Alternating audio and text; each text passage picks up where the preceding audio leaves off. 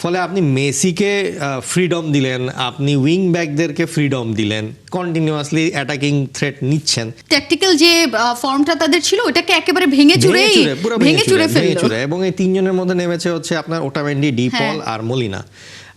এই তিনজন যখন নামবে তখন অ্যাজ এ কোচ আপনি দেখতে পাচ্ছেন যে ওটামেন্ডি নামছে, তার মানে সে উপরে ওঠা, সে পুরো ডিফেন্সিভলি একটা কাভার দিবে।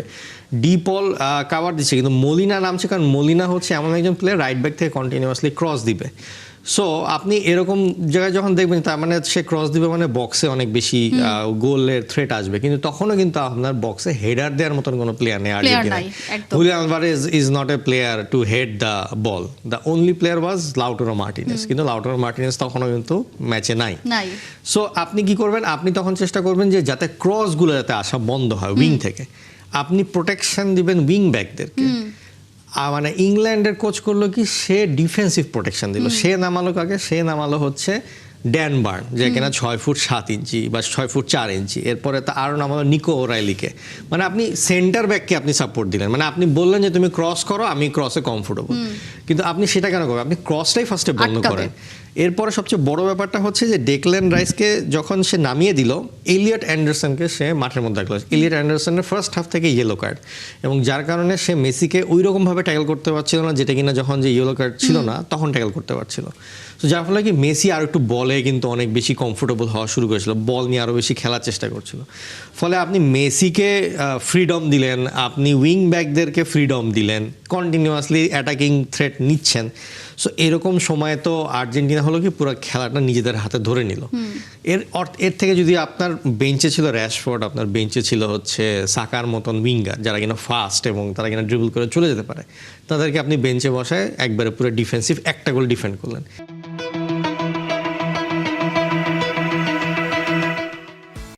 আর্জেন্টিনা এইটারই সুযোগ নিল, এবং এইটার সুযোগে তারা খুঁজছিল যে অ্যাটলিস্ট একটা গোল কোনোভাবে আগে বের হোক, এবং এতগুলো ট্রায়ের মাঝখানে একটা দুর্দান্ত শটে এনজো ফার্নান্ডেজ তো গোলটা দিয়েই দিল।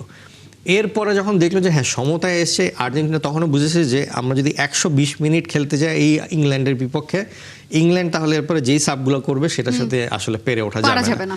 এর জন্য এরপরে আপনার 82 মিনিটে নামলো হচ্ছে লাউটারো মার্টিনেজ, এবং সে নেমে এই কন্টিনিউয়াসলি ক্রসের মধ্যে একজনই আছে যে হেড করে দিবে, এবং সে একজনই আসলে হেড করে গোলটা দিয়ে দিল।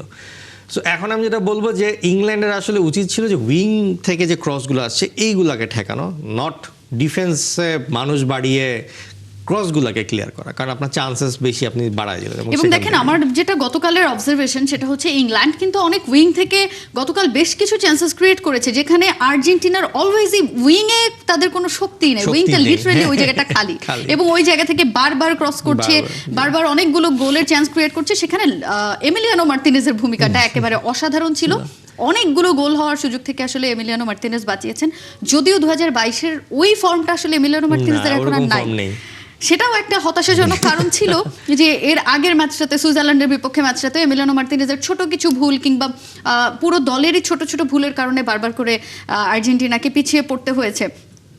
এই যে আর্জেন্টিনার কামব্যাকের যে কথাটা বলছিলাম, এখানে আসলে বারবার করেই আমার একটা জানার বিষয় সেটা হচ্ছে এখানে কি আর্জেন্টিনা ফার্স্ট একটু রিল্যাক্স খেলতে চায়, এরপর গোল হজম করে ফেলার পরে কি প্রেশারটা বেশি ফিল করে, এই জন্য কি তারা ট্রাই করে যে এবার আমাকে কামব্যাক করতে হবে, নাকি এখানে কোচের আসলেই কোনো ট্যাকটিক্যাল প্ল্যান ওরকম থাকে যে না আমরা এত মিনিটের পরে গিয়ে আসলে স্কোর করব, বা স্কোর করার একটা ওদের ওই টেকনিক্যাল বিষয়টাই ওটা থাকে? আচ্ছা, না আসলে আপনার মানে আর্জেন্টিনার টার্গেটটাই থাকে যে পুরো ম্যাচে আমি 10 থেকে 15 মিনিট আমি নিজের জন্য বার করব, এবং এই নিজের জন্য যখন বার করব তখন মেসিকে আমরা সবচেয়ে বেশি এফেক্টিভ রাখবো এই 10-15 মিনিট।